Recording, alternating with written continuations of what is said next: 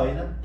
Y bueno, el día de hoy me encuentro junto a la abogada Karen Alarcón, quien es jueza del Cantón Durán en lo que respecta a violencia contra la mujer o miembros del núcleo de la familia. Y bueno, este capítulo sería el capítulo número 8 y vamos a conversar acerca de las demandas de pensión alimenticias. Bueno, primero que todo, muchas gracias, abogada, por haber aceptado esta invitación y quisiera que si nos puede brindar una pequeña biografía sobre qué se dedica ahora. Perfecto. En primer lugar, agradecer a Humberto por esta invitación. La verdad es que lo conozco porque fue mi estudiante y diría que de ese curso que tuve fue uno de los mejores, los que sobresalían de ese curso. Así que y siempre también le indico a mis estudiantes que los que decidimos ser abogados, más allá de ir a un aula de clases, nosotros debemos de realizar otras actividades, porque esta es una pasión. Entonces por eso a veces los invito a ver una serie, una película. La lectura nunca puede faltar para un abogado, y en este caso tú, Humberto, has tenido este espacio que entiendo que no solo se trata de llegar a los futuros abogados o abogados, sino también a cualquier persona de nuestra sociedad. Y trataré así también en el transcurso de lo que vayamos conversando, no utilizar quizás palabras tan técnicas para que me puedan entender todas las personas que puedan ver esta entrevista. Entonces, contándoles un poquito de mí, pues en la actualidad soy jueza de la Unidad Judicial de Violencia contra la Mujer o miembros del núcleo familiar del Cantón Durán. Si bien es cierto, es una materia diferente al tema que vamos a tratar hoy, que es el derecho de alimentos, pero justamente yo sé de este tema por cuanto fui defensora pública asignada para el área en este caso, de niñez y adolescencia. Entonces tuve a diario justamente que realizar demandas y representar casos de alimentos. Y además de eso, del cargo que ocupo en la actualidad, también soy docente. Ya llevo 4 años de docente en la Universidad Ecotec, dando materias como Derecho Civil, Obligaciones 1, Obligaciones 2, Bienes 1, Bienes 2, Personas, Derecho de Familia y Derecho Romano, incluso Derecho de Personas, creo que fue la materia que vi que lo tuve a Humberto de alumno, pues, y ahí hemos estado en la docencia hasta la actualidad en la universidad. Perfecto, muy bien, abogada. Con usted vimos Personas 1 y Personas 2, cuando estaban juntos. Bueno, para dar una pequeña introducción, básicamente vamos a hablar sobre lo que es también esta ley reformatoria que hubo al título 5 del Código de la Niñez, que habla sobre básicamente el derecho de alimentos. Y bueno, para comenzar quería también comenzar preguntándole, ¿no? Básicamente, ¿qué personas podemos decir que están facultadas a solicitar estas demandas? Bien, ahí hay que hacer una primera diferencia. ¿Quién tiene el derecho a alimentos y quién tiene la legitimación procesal para presentar esta demanda? ¿Por qué? Porque vamos a ver, y les voy a ir explicando que habrán casos de niños y adolescentes que no se pueden representar por sí solo y no pueden interponer la demanda por sí solo. Entonces va a necesitar de alguien para que le interponga. Entonces, haciendo esa diferencia, en primer lugar tenemos quiénes son los titulares del derecho a alimentos, es decir, a quién se le pide alimentos, o sea, a favor de quién se le piden los alimentos. Entonces, en este caso, el código, porque si bien es cierto, como tú lo mencionaste, todo esto trata la ley reformatoria, el título 5 del libro 2 del Código Orgánico de la Niñez y Adolescencia. Entonces, esta fue una reforma, ahí trata todo el tema de derecho a alimentos. Y el artículo enumerado 4 nos dice que son titulares del derecho a alimentos los niños, niñas y adolescentes. Entonces hay que empezar diciendo que el Código Orgánico de la Niñez y Adolescencia identifica quiénes son niños y quiénes son adolescentes. Entonces, niños y niñas son antes de que cumplan la edad de 12 años, y a partir de los 12 años son adolescentes hasta antes de que se cumpla la edad de 18 años. Eso nos estipula el Código Civil, ¿no? El Código Civil hace otra diferenciación en relación al impuber y al menor adulto. Por ejemplo, el Código Civil distingue que para la mujer 12 años y para el hombre 14 años. Entonces hay esa diferenciación en el Código Civil en relación al tipo de incapaz que es, si es un incapaz absoluto o un incapaz relativo. Pero aquí, manejándonos en temas de niñez y adolescencia, tanto hombre y mujer es adolescente a partir de los 12 años, no Listo. como en este caso lo determina el Código Civil. Entonces, ellos son los principales titulares del derecho a alimentos, pero a su vez el artículo añade otros dos casos. Ahí viene el caso de los adultos hasta la edad de 21 años de edad, es decir, desde los 18 años hasta los 21 años de edad. Okay. Entonces, aquí también hago una apreciación porque muchos dicen, entonces la persona tiene derecho hasta los 21 años de edad, entonces demanda alimentos hasta esa edad. El artículo añade los requisitos para poder demandar. Y esos requisitos es que se encuentre cursando estudios en cualquier nivel educativo que les impide o dificulte dedicarse a una actividad productiva y carezcan de recursos propios y suficientes. ¿Qué quiere decir esto? Que tampoco no cualquier persona que está estudiando desde los 18 a los 21 años, estando de los 21 años, puede tener este derecho. Porque los estudios deben imposibilitarse de dedicarse a actividades productivas. Por ejemplo, si la persona estudia en la noche, no sería susceptible a que sea un titular de derecho a alimentos, porque si estudia en la noche, él puede efectivamente trabajar durante el día. Siendo mayor de edad. Exacto. Claro. Okay. Entonces, si ya en cambio estudia durante todo el día, pues en qué momento se dedica a trabajar, ahí se encuadraría. Y obviamente si la persona ya trabaja, ya tiene sus propios recursos, no cabe para que en este caso pueda ser titular del derecho a alimentos. Okay, entonces, perfecto. ese es el segundo titular del derecho a alimentos, y el tercer titular del derecho a alimentos son las personas de cualquier edad que padezcan una discapacidad. De cualquier edad. Entonces aquí sí no es solo hasta los 18, solo hasta los 21, sino que puede ser una persona de 30, 40 años. Pero aquí también viene el tema, no cualquier persona con discapacidad va a ser titular del derecho a alimentos. Al igual que lo de anterior, esa discapacidad o esa imposibilidad física o mental le debe imposibilitar tener sus propios recursos. Entonces, en esos casos, porque incluso recuerden que existe una ley de discapacidades, recuerden que existe en el Código de Trabajo también la disposición para que las empresas tengan un personal de discapacitados. Entonces, los discapacitados pueden, en este caso, laborar. Pero para el caso en específico, son aquellos que se les imposibilita, la discapacidad sea tan grave que se les imposibilita generar sus propios recursos. O sea, tiene que haber cierto porcentaje de discapacidad. Sí, dependiendo del tipo de discapacidad. Y con su respectivo carnet también. Exactamente, claro. tiene que estar en el listado. Entonces, esos son los tres titulares del derecho a alimentos. O sea, son las tres personas a favor de quien se pide los alimentos. Ahora, ¿quién puede demandar?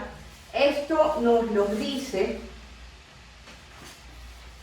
sobre quienes tienen la facultad. La facultad. Quienes se les da el derecho. Exacto. ¿Quiénes están legitimados procesalmente? ¿Quiénes tienen la capacidad legal? Entendiéndose como capacidad la actitud legal que tiene una persona para tener derechos y contraer obligaciones. Okay. Entonces, no todos los titulares del derecho a alimentos van a tener esa capacidad legal. Entonces, cuando una persona no tiene capacidad, tiene que tener un representante legal. Y dependiendo la persona que sea, pues ya sea, se le nombra los padres que ejercen la patria potestad, o se le nombra un tutor o un curador, dependiendo el caso, ¿no? Entonces, ¿quiénes pueden demandar? La madre o el padre bajo cuidado se encuentre el titular del derecho a alimentos. La madre o el padre bajo el cuidado de quién se encuentre. Okay. Porque aquí es ya luego veremos a quién se demanda, pero un padre que no tiene el cuidado del niño no puede demandar a la madre que sí tiene el cuidado del niño. Entonces es la persona que tiene el cuidado del niño o quien ejerza su representación, porque habrá casos en que el niño adolescente los padres tengan privada la patria potestad, o por ejemplo los padres fallecieron. Entonces ¿qué hay que hacer? Hay que nombrar un tutor.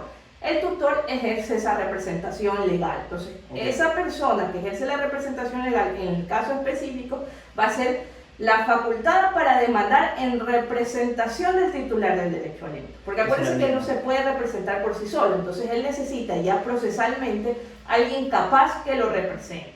Ok. Entonces, y en ese caso también tiene que ver mucho la tenencia, digamos, o sea, ¿quién tiene la tenencia del exactamente, porque el tema de la tenencia es el cuidado. Entonces, quien tendría la tenencia es la persona que demanda en representación del niño, niño o adolescente, ¿no? Entonces, también puede demandar los adolescentes mayores de 15 años. Es decir, acuérdense que les acabé de decir que el adolescente es desde los 12 años hasta antes de cumplir los 18 años de edad. Pero a partir de los 15 años de edad, un adolescente puede demandar por sí solo, sin la representación de. Entonces, aquí también es muy importante que en materia de alimentos hay un formulario que lo ha establecido el Consejo de la Judicatura, que es un formulario que cualquier persona la puede llenar, porque incluso la ley dice que puede ser presentado sin abogado, sin la firma de un abogado. Entonces, este formulario es llenar campos y la persona, en este caso, realiza pues el formulario, contesta lo que le va pidiendo el formulario y presenta el mismo. Obviamente, si es con un abogado, pues en este caso es mucho mejor, claro, porque el abogado ya conoce más que todo el tema de las pruebas, porque es ahí también el tema, hay que probar el derecho, claro, en este caso. Entonces, esa es la diferenciación entre titulares, quienes tienen el derecho, y quien puede presentar la demanda en representación de esos titulares. ¿Quién puede ejercer ese derecho de... Exacto. Y ahora, de los que a quienes se los demanda sería al padre, digamos, al padre biológico. Yo les puedo decir que en mi experiencia como defensora pública, el 90% de los casos es casos de que la madre demanda al padre, pero el padre también puede demandar, o como acabé de decir, la persona que tenga o la tutela, porque la tenencia es solo para los padres. Entonces, la persona que tendría en este caso la tutela del niño, niña o adolescente. Por lo general los demandados van a ser los padres, pero también se puede demandar a la madre. ¿Por qué? Porque en el enumerado 5 de esta ley de la cual estamos hablando, dice quiénes son los obligados principales y los obligados subsidiarios. Entonces, obligados principales, padre o madre. Si la madre tiene el niño, demanda al padre. Si el padre tiene al niño, demanda a la madre. O, ahí viene el caso, los obligados subsidiarios.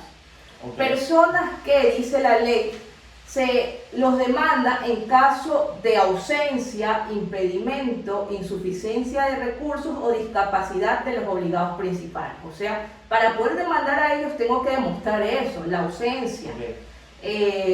Digamos que ya los padres, el padre o la madre falleció, entonces ausencia. Impedimento, por A o B motivo no puede en este caso pagar la pensión alimenticia. Por ejemplo, insuficiencia de recursos, no tiene los recursos suficientes para pagar la pensión alimenticia. Entonces se puede nombrar un obligado subsidiario que cubra ya sea el valor total de la pensión alimenticia o que cubra una parte. Porque, por ejemplo, se puede hacer que el obligado principal pague una parte y el obligado subsidiario otra parte hasta cubrir el monto total de la pensión alimenticia. Estos obligados subsidiarios son los abuelos, los hermanos que hayan cumplido 21 años y los tíos. Ellos son los obligados subsidiarios. Y ahí ellos pueden probarlo de la manera, si es que está ausente el padre o la madre en ese caso, ellos lo pueden probar de la manera en que ellos han estado, digamos que solventando estos gastos esenciales para el niño, digamos. Esa es una manera. Esa sería una manera también de probar, pero es que si está ausente hay que probar el tema de la ausencia, de que no se conoce la persona donde se encuentra, está desaparecida, no se sabe nada de él, entonces tengo que demandar en cambio el obligado subsidiario. Y sí puede decir, un fundamento sería de que ya el obligado subsidiario ha estado proporcionando el pago de una pensión alimenticia sin estar obligado judicialmente, porque lo que nosotros estamos viendo es el tema de la obligación ya judicial la demanda, pero la pensión alimenticia, o mejor dicho, el derecho a alimentos lo tiene la persona desde que nace. Ok. Ahora la siguiente pregunta sería, básicamente, si es que hubiera o hay algún tiempo en el que se puede presentar estas demandas o en cualquier momento se puede presentar. Esta demanda se la puede presentar desde el nacimiento de una persona hasta tener el derecho de la misma. Por ejemplo, se la puede presentar hasta antes de los 18 años, ¿verdad? Porque hasta esa edad tiene el derecho. Pero también la puede presentar a partir de los 18 hasta los 21 años, siempre y cuando demuestra los requisitos que ella establece. Entonces, sí, ahora, si bien es cierto, se la puede presentar desde el nacimiento, esa es la demanda de pensión alimenticia. Pero hay otra demanda que se llama alimentos con presunción de paternidad, que esa se puede presentar desde que existe el nasciturus. ¿Quién es el nasciturus? Es el bebé que está en el vientre materno y que todavía no nace. Entonces, a favor de ese nasciturus también se pudiera presentar, pero en este caso, los alimentos a mujer embarazada. Pero esos son alimentos para la mujer embarazada, no son alimentos con presunción de paternidad. Entonces, para asegurar, digamos, el beneficio y la...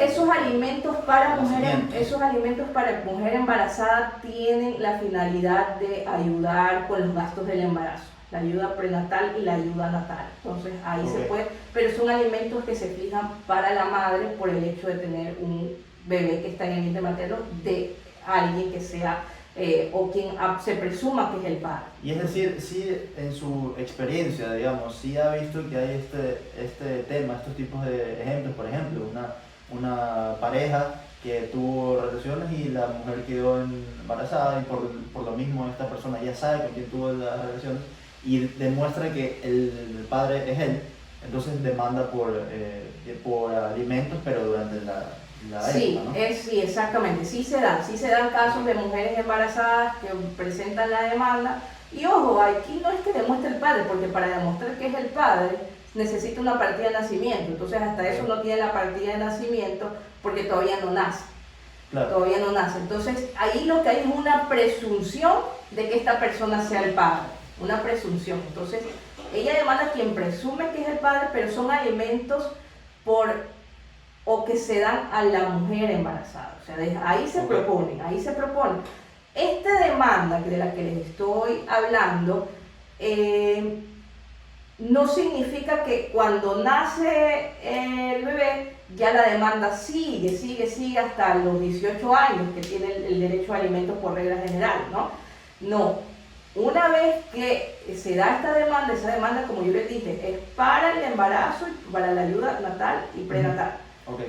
Pero luego de eso tendrá que presentar la demanda de alimentos de la que estamos hablando, que esa es a partir del nacimiento. Y ese es un nuevo proceso ya. Ese es un nuevo proceso, es otra demanda, y es muy importante. No es necesario que apenas nazca se presente la demanda, sino que esto se puede dar en cualquier momento, siempre y cuando se configuren en que sea un titular del derecho a alimentos en las edades que hemos visto. Ok, perfecto.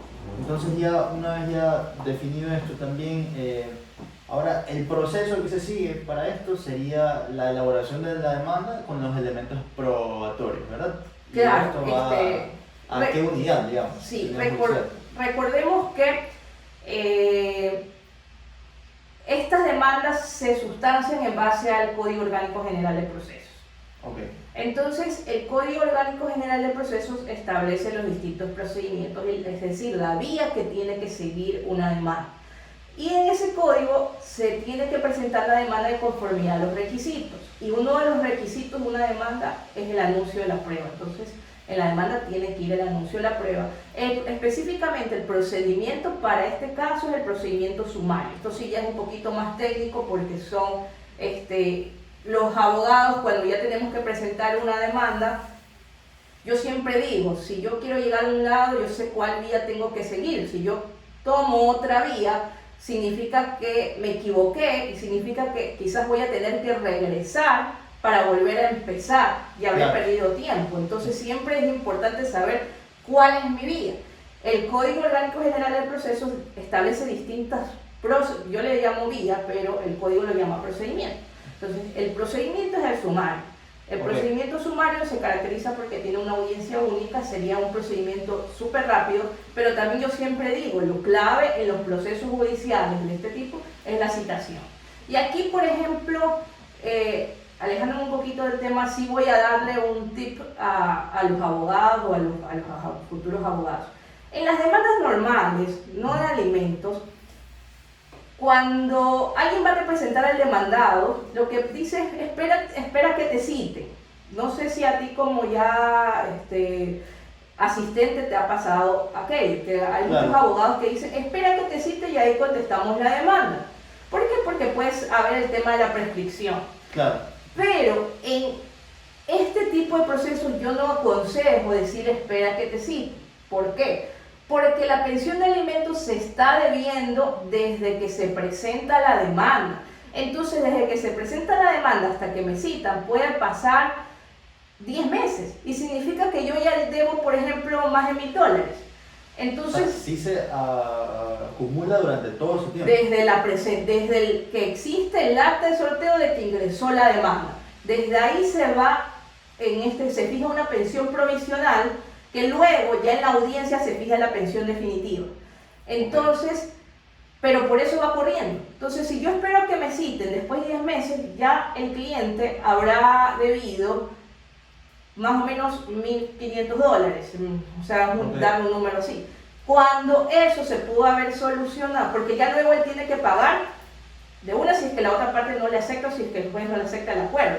Claro. Entonces él va a tener que pagar $1500. Cuando él ya citado, compareciendo, ya va pagando su pensión alimenticia mes a mes, porque no se va a librar de la pensión alimenticia. La Claro. prueba fundamental para una pensión alimenticia es la partida de nacimiento.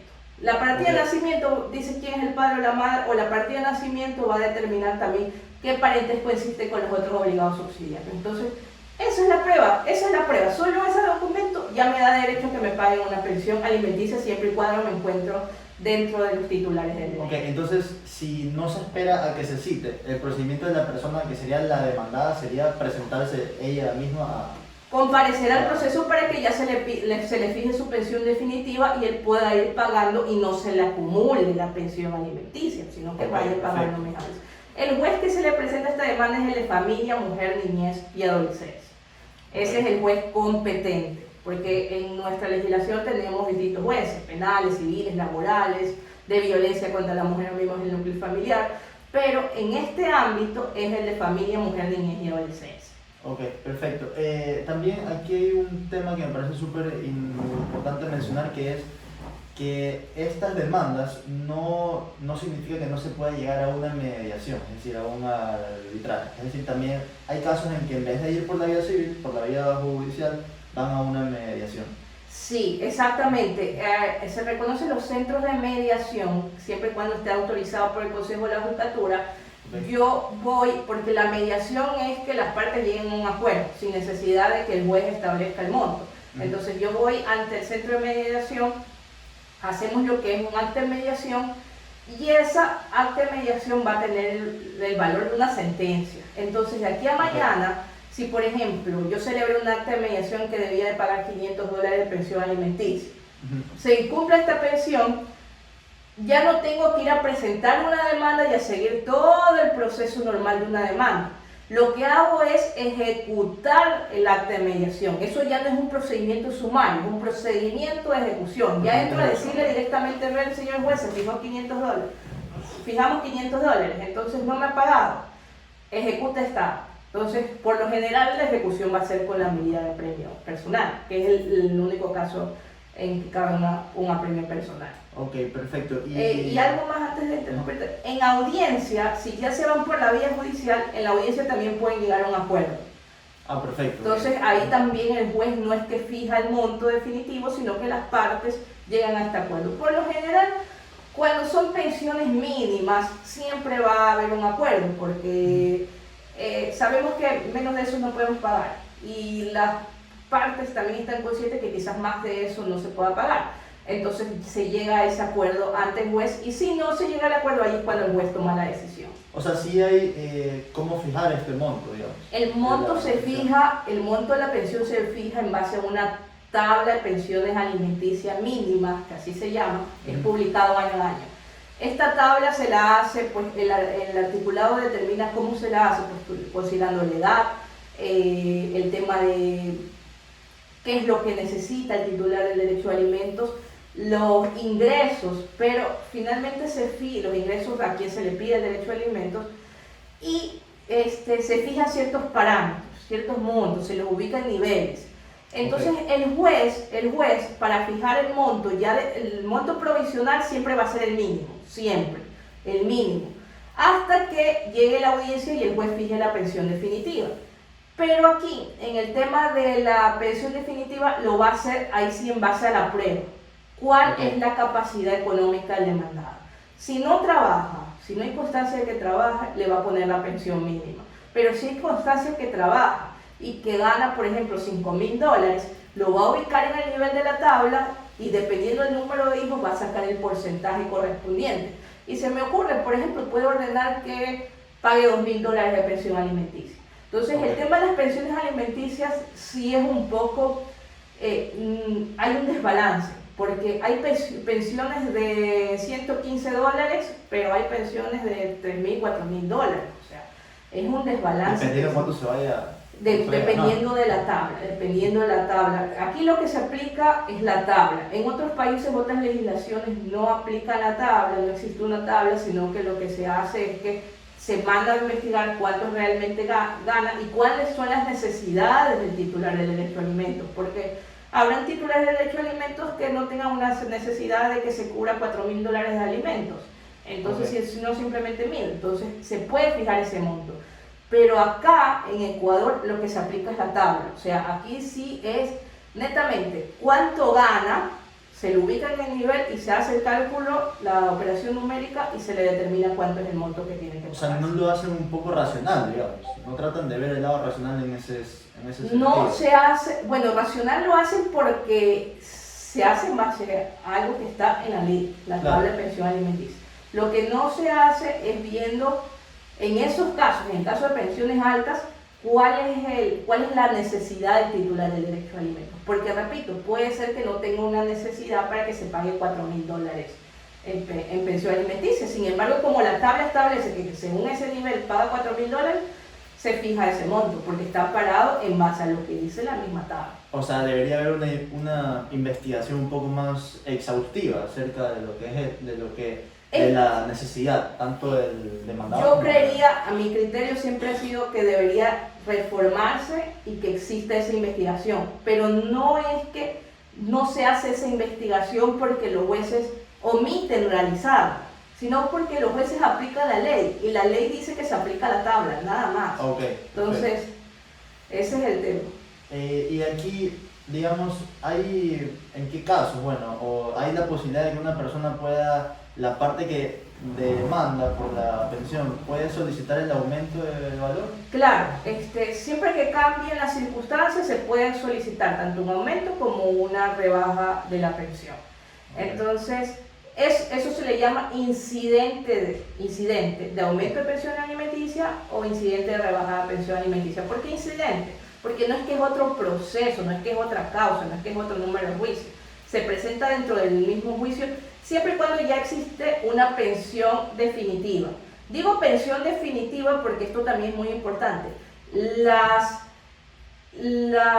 decisiones en materia de este derecho a alimentos no causan cosa juzgada, es decir, no es que quedan en firme siempre. ¿Por qué? Porque se puede presentar un aumento o una rebaja. Lo que sí se tiene cuando se digo pensión definitiva es porque esa pensión provisional que es fijada en audiencia única se tendrá que ver si es ratificada o cuál es el monto final que se pone. Entonces, pero ese monto luego puede ser susceptible a que se presente un incidente de aumento o un incidente de rebaja de pensión alimenticia y esto tenga otra vez que seguir el curso normal que sería la citación y nuevamente una audiencia y sobre todo demostrar que las circunstancias cambiaron. Porque, por ejemplo, para solicitar un aumento, si el demandado antes no trabajaba, entonces por eso se le puso la pensión mínima y ahora trabaja, pues ya ahí sí hay una justificación de que procede el aumento. Entonces ahí estoy justificando aquello. Perfecto, o sea, siempre hay que tomar en cuenta la pensión definitiva y va a haber otro proceso y queda esa nueva pensión. Exacto, que llega la pensión.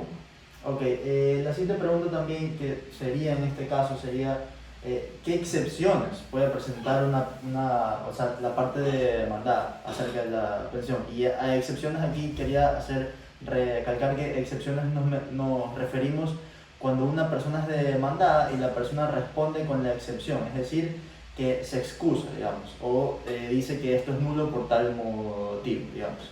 Entonces eso también quería saber si es que hay tipo de excepciones. Bueno, el Código Orgánico General de Procesos establece las excepciones previas y las que no son excepciones previas son excepciones de fondo, ¿verdad? Yo diría que dentro de las excepciones previas que contempla el código, no todas aplicarían. Por ejemplo, una que sí aplicaría es la caducidad, porque caduca el derecho a alimentos si es que no se lo propone dentro de este tiempo, dentro del tiempo que es. Entonces, si es que, por ejemplo, alguien está demandando a los 25 años, claro, cuando ya no tiene 21 años y no es que demuestra la excepción, y cuando no es una persona discapacitada que no puede tener sus propios recursos y no puede dedicarse a actividades productivas. Entonces demanda a los 25 años, ese derecho que él tuvo caducó, entonces ahí por ejemplo puede haber la caducidad. Otra es la legitimación en causa, falta de legitimación en causa, es decir, a ver, me están demandando pero yo no soy el padre. Entonces, por ejemplo, la partida de nacimiento dice que Juan es el padre pero yo soy Pedro. Entonces, esa sería una falta de legitimación en causa. Okay. No tanto el tema de excepciones, no es tanto son por las excepciones previas más bien, cuando se contesta una demanda de alimentos, más bien la excepción se basa en el monto. No estoy de acuerdo, me están pidiendo como pensión, que se me fije como pensión $500 cuando yo solamente gano un sueldo básico, entonces no estoy de acuerdo a eso y demuestro que gano un sueldo básico porque adjunto un rol de pago, adjunto un certificado laboral o adjunto mi mecanizado del Instituto Ecuatoriano de Seguridad Social. Entonces ahí dice, es por el monto. Básicamente eso es lo que se discute. Cuando alguien contesta una demanda, porque siempre se van a... Lastimosamente, aquí yo también digo, hay personas que inflan los montos, o sea, ponen montos, digamos, ponen $500 de pensión alimenticia para luego llegar al acuerdo y que se pague 300. Entonces yo creo que siempre debemos poner el monto de acuerdo a cuál es la capacidad económica que tiene el demandado. Si nosotros conocemos que no trabaja, pues sabemos que no le podemos pedir más allá de la pensión mínima. Sin embargo, igual se pide a veces, hay demandas que se presentan con superioridad a ese monto, lo cual para mi criterio no es correcto. Entonces, las excepciones serían en eso, atacando el fondo del asunto en relación a la cuantía, al monto en el que se va a fijar la pensión. Perfecto. Y, digamos, el actor de la demanda de la pensión alimenticia, ¿en cualquier momento se puede inhibir de la demanda? Es decir, puede pedir, digamos, que la rescisión del proceso. Ya, el tema de inhibición, quien se inhibe es el juez. Para empezar, quien se inhibe es el juez. El tema de, usted me indica desistir. O abandonar el proceso. Para empezar, abandono a demanda de derecho a alimentos no hay. Y desistimiento tampoco. Pero no digo lastimosamente, pero existe ya una resolución de la Corte Nacional de Justicia en que se puede enviar un archivo provisional, en que se puede decir, por ejemplo, señor juez, no quiero continuar con el proceso, y no es que se desiste, sino que el juez lo manda un archivo provisional. ¿Qué es este archivo provisional? Digamos que yo el día de hoy, 16 de abril del 2021, no quiero continuar con el proceso. Entonces se mandó este archivo provisional, pero ya el 16 de abril del 2022 me doy cuenta de que la parte demandada o con quien llegué o a quien le pedí alimentos no está cumpliendo con las pensiones alimenticias, y lo que voy y digo que me reabran el proceso. Entonces es la misma causa, es dentro de la misma causa. No queda, queda suspendido durante ese tiempo. Exactamente. Perfecto. Y casi ya llegando al final, ¿cuáles serían las sanciones que se toman frente a estas personas que no cumplen con su obligación, digamos, de no pagar la pensión? Básicamente el tema del apremio personal. Eso no está en el Código Orgánico de la Niñez y Adolescencia, eso está en el Código Orgánico General de Procesos en su artículo 137. Okay. que dice que la persona que deba 2 o más pensiones alimenticias puede ser sujeto a premio personal. A premio personal, una prisión por deuda, el único caso de prisión por deudas que existe en el Ecuador. Obligacional, ya. Ajá, exactamente. Y aquí sí también hago, el obligado principal es el único sujeto a premio personal. ¿Por qué? Porque hace un momento yo dije que hay los obligados principales, padre o madre, pero también pueden ser los obligados subsidiarios, los tíos, los abuelos, los hermanos. Se puede mandar a ellos, pero contra ellos no puede haber apremio personal, solamente contra el obligado principal. Sí. Okay, perfecto. Entonces, eso puede estar cuando se van 2 o más pensiones alimenticias. Por eso es que yo digo la importancia de establecer el monto, de comparecer al proceso, que se fije una audiencia, porque cuando ya me citan después de 10 meses, yo ya debo 10 pensiones alimenticias. Entonces ya soy sujeto a premio personal. Claro, pueden pedir en la misma demanda. Eso es. Exactamente, se pide en la misma demanda y se fija en el auto de calificación, en el auto que da inicio al proceso, se fija el monto de la pensión provisional. Entonces desde ahí se está deudando. Eso se da en muchos casos, pues no, se solicita el apremio, este artículo fue reformado por una sentencia y este artículo indica que cuando se pida pues hay un proceso, va a haber una audiencia, va a tener que justificarse y en este caso si el juez considera necesario puede llegar a un acuerdo para que las pensiones alimenticias adeudadas se paguen se paguen en cuotas. Okay. Es decir, también pueden haber en la misma demanda, así como usted estaba mencionando, que ya lleva 10 meses y todavía no lo han citado. Al momento que lo citan con la demanda, el actor en la demanda puede, pedir medidas preventivas, como medidas cautelares. Bueno, el formulario de la demanda va con la solicitud, por ejemplo, de la previsión de salida del país. Okay. Entonces, se puede hacer eso también.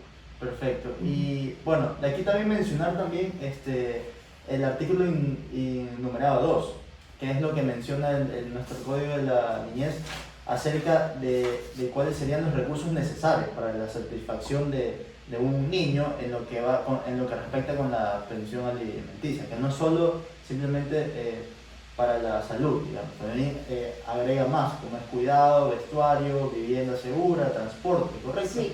Y algunos más. Entonces creo que eso es básicamente lo más importante, puedo decir. Sí, sí, simplemente también indicar de que el derecho a alimentos, que es que está consagrado en este artículo enumerado 2, no significa el derecho a alimentos solo alimentación. Tú acabas de decirlo, está también salud, educación, vestuario, recreación, cultura. O sea, todo eso, el monto de la pensión alimenticia debe englobar que se cumpla con todos estos parámetros. Ok, perfecto. Y también puede darse el caso, ya para finalizar, digamos, puede darse el caso de que el demandado constate de que esta pensión alimenticia no está siendo usada para esos fines. Sí, también puede darse el caso y a mí por ejemplo, yo siempre cuento que tenía casos que llegaba el demandado y decía, no, ella no utiliza la pensión alimenticia para el niño, sino para otras situaciones.